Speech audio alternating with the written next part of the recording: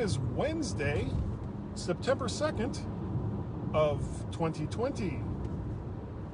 And, so many things to talk about here today on Guy's Daily Drive. Bam!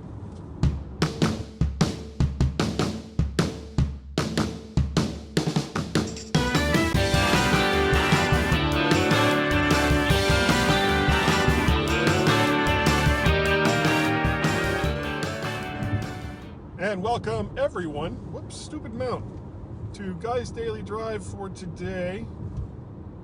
See if I can get myself lined up. Very good.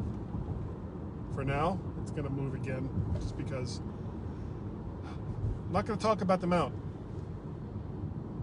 Talked about it in the last couple shows. It's my fault. I have one to replace it, haven't done so. So it's my fault. I have nothing to complain about. So, here's the thing. I live in a nice house, and it's relatively big. You know, certainly a lot bigger than what my wife and I need right now with the kids gone. It was a great house when the kids were growing up because it gave them lots of room. And now it's just filled with stuff. And I'm tired of accumulating stuff. I've got a lot of stuff that I need to get rid of. And I keep putting it off. I don't know why.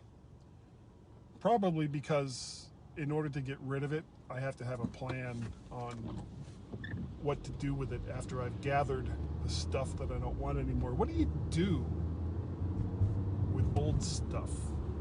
Stuff you don't want. It's not necessarily broken. It's not necessarily bad. It's just stuff you don't need anymore. Or stuff that you bought thinking it was going to be great for, a purpose. And it turned out to not be so great for a purpose, but it was too late to return it. And that's part of the problem with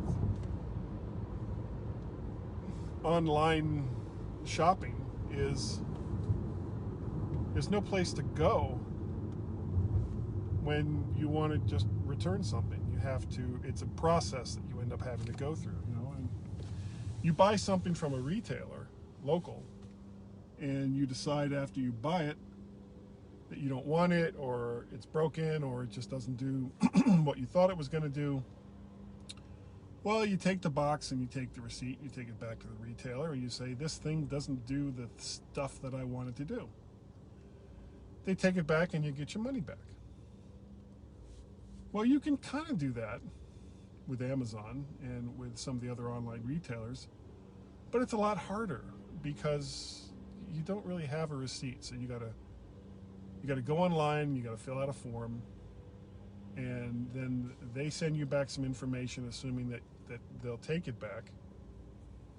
And then you have to find a box besides the box of, whatever the stuff came in. And then you got to go find some place that'll take it to ship it back.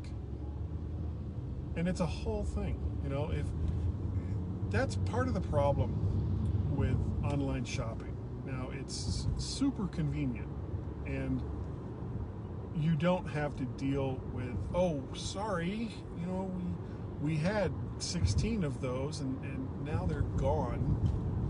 Basically, when you shop for something online, most of the time you see right away whether or not they have it in stock or how many things along those lines that they have left.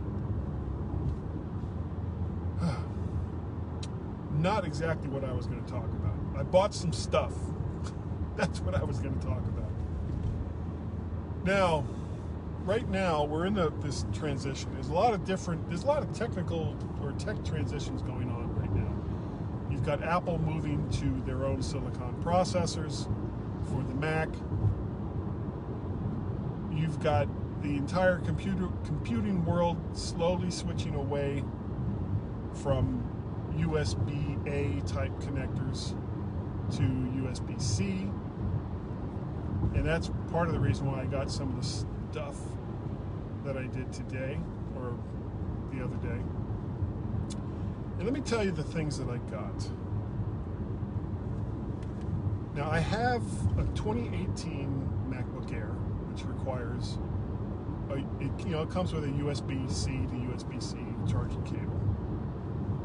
Just picked up a 2018 iPad Pro that also has USB-C charging.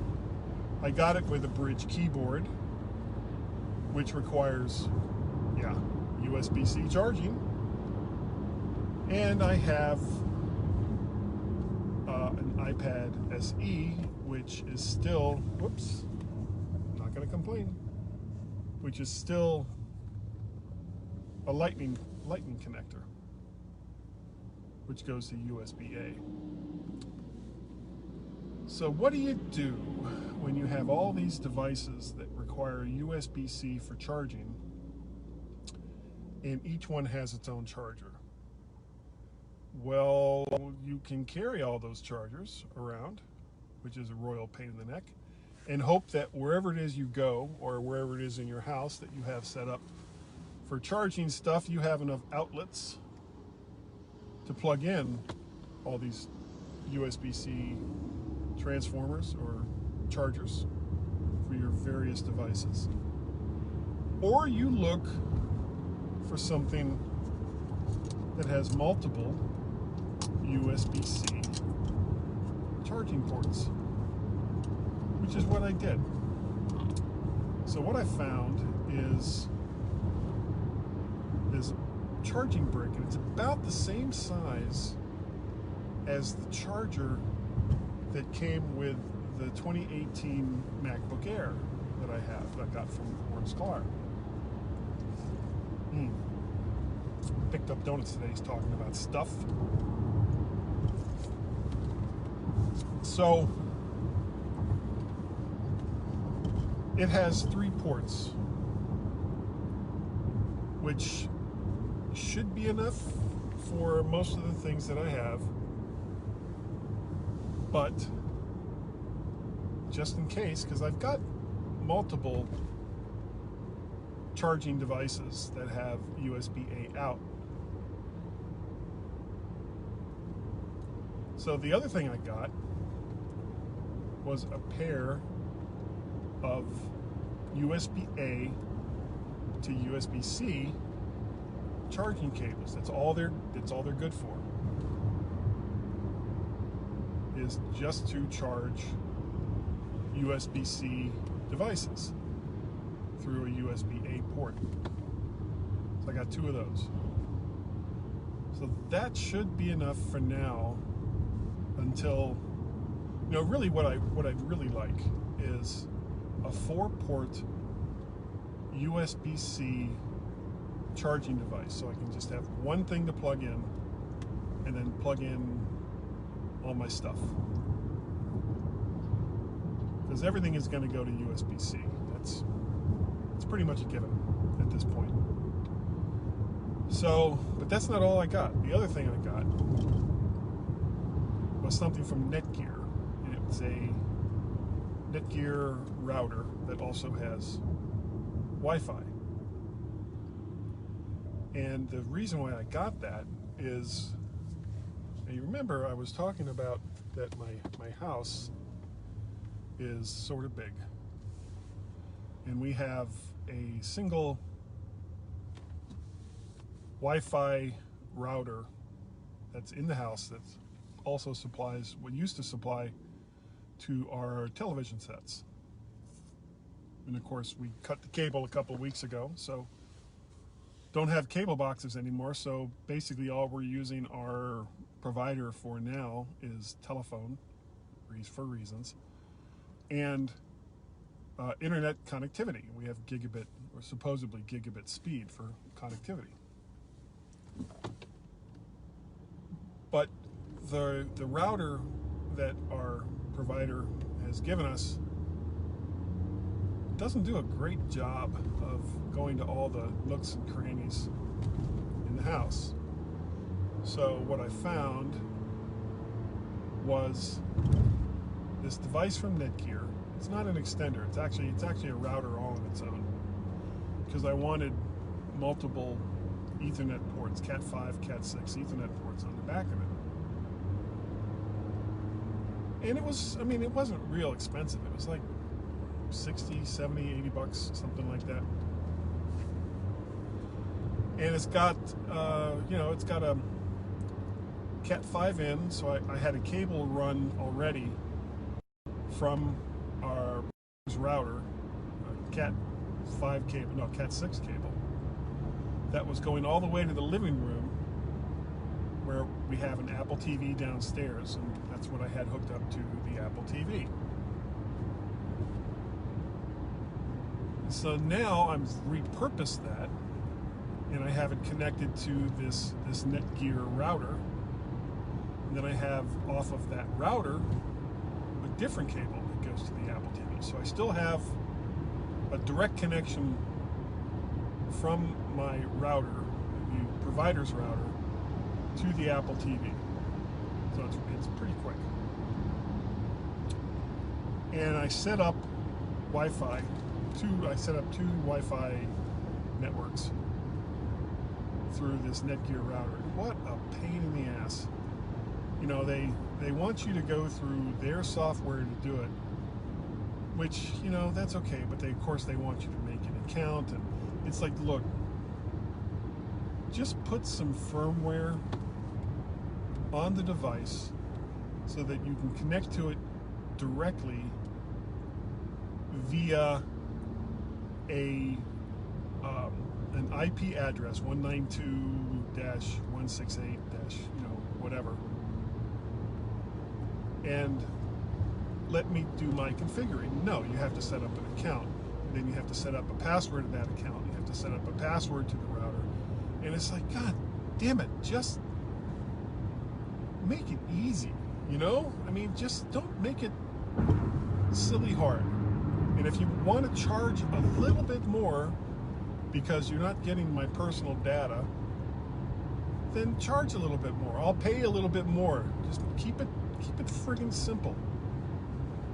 But I set up two Wi-Fi networks for downstairs. They're both I called one. I'm not gonna tell you what I called them, but one has like a security name that's attached to it to make people think, "Ooh, I don't want to attach to that." And you know, it's not gonna fool anybody, or fool that many people. But if it keeps the casual browser from looking at it, then that's great. Then it's done its job. And then the other one I set up was a guest Wi-Fi network that doesn't broadcast its ID, its SSID, and that's what I'm going to give to people when they come into the house. So, you know, I don't want to give them the password to the two routers that I have. So I'll give them this guest one that doesn't broadcast an SSID, and that'll work. So the other thing I did was I finally got a cable ran upstairs to the other Apple TV that we have, and made it all nice and pretty, put a wall plate in that basically all I had to do is connect the Cat 6 cable to the back of the plate, and then it gives me a Cat 6 out. You know, yeah, there are ones that you can set up that's got raw cable, and you basically, you know, strip the cable back and you connect it up, and yeah, I can do it. Didn't feel like it. You know, I wanted it to be simple. I didn't want to screw with it. It was like bing, bang, boom, and you're done. So that's there. And I'm thinking about getting a repeater for or a Wi-Fi extender for upstairs. And because Tracy's Wi-Fi upstairs is not great. But I don't think I need to go to the elaborate means that I did for downstairs, because all I really need out from that device is a single Ethernet cable. Everything else will just be Wi-Fi. But it should give Tracy better speeds upstairs. That's a subject for another day. So that's the stuff that I bought while I want to get rid of stuff. If you'd like to get a hold of me, ooh, this is starting to tilt. If you'd like to get a hold of me, so simple. Guy@mymac.com. I am Mac Parrot and Vert Shark on the Twitters. you can find everything that I do, nearly everything that I do, over at vertshark.com, including the Mac to the Future livecast. I'll be doing one of those tonight with Warren Sklar and David Ginsburg, and the MyMac Podcast that I do with Gaz. Now, it's a slightly different version of the MyMac Podcast. It doesn't have the after show stuff. If you want to hear the after show stuff, you have to go to mymac.com and get it there, or get it through your podcast aggregator of choice. But you can get all of the podcasts that I do outside of that just by doing a search. Drive, that is the feed for Guy's Daily Drive, this right here, as well as the Mac to the Future livecast and the slightly different MyMac.com podcast. If you'd like to help contribute to my various expenses through websites and podcast hosting and microphones, microphones. I like microphones. You can go to patreon.com/MacParrot. You can go to ko-fi.com/MacParrot, or you can go to PayPal, paypal.me/MacParrot. All great ways that you can contribute and help me keep this madhouse going. Go on over to YouTube if you want to see all the various video versions of this. And if all you have to do is just go there, look up VertShark. Of course, you can do that at the VertShark website as well. But if you do go to YouTube to watch any of these videos, do me a favor, please hit that subscribe button. So like, share, subscribe. So easy. Like, share, subscribe. All you got to do. And then smash that like button. Smash it. Smash it. So easy. Love it. So that's going to do it for today. Thank you all so very, very much for joining me today here on Guy's Daily Drive. And I will see you all next time. Bye-bye. Bye.